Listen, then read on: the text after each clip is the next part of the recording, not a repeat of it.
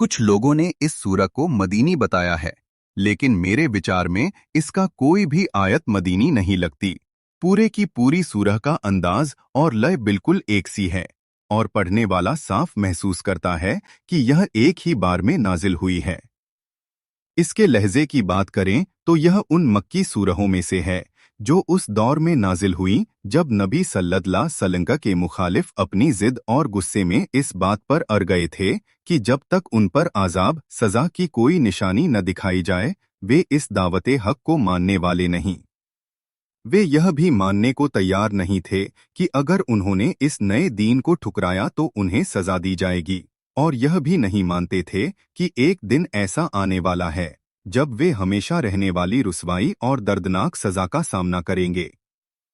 इसी जिद और हठधर्मी की वजह से पिछली सूरह कमर में बार बार यह आयत दोहराई गई। वलकद यस्सरनाल कुरआन लिज़्ज़िक्रि फहल मिन मुद्दकिर। हमने कुरान को नसीहत के लिए आसान बना दिया है, तो क्या कोई नसीहत लेने वाला है। और अब इस सूरह अर-रहमान में आयत फबिय्यि आलाइ रब्बिकुमा तुकज़्ज़िबान।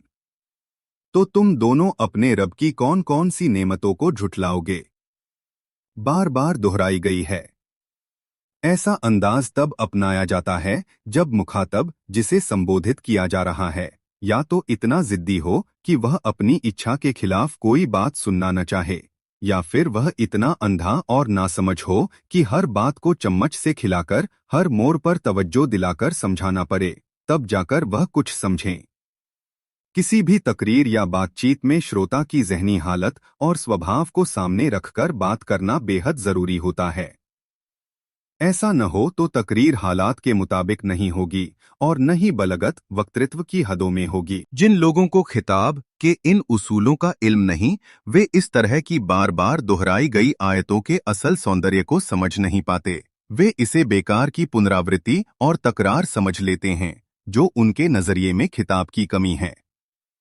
लेकिन हकीकत यह है कि अगर वे समझें कि यह सूरह किन लोगों को संबोधित कर रही है और उनकी सोच व जिद कैसी है, तो वे कह उठेंगे कि जिस जगह भी यह आयत दोहराई गई है वह अपने संदर्भ में मोती की तरह जड़ी हुई है, अंगूठी में जड़े रत्न की तरह। सूरह कमर में कुरैश के जिद्दी लोगों से कहा गया था कि पिछली उम्मतों और उनके रसूलों के हालात से सबक लो, मगर ये लोग क्यों नहीं समझते। अगर वीडियो पसंद आए तो लाइक करें, चैनल को सब्सक्राइब करें और अपने दोस्तों के साथ शेयर करना बिल्कुल न भूलें।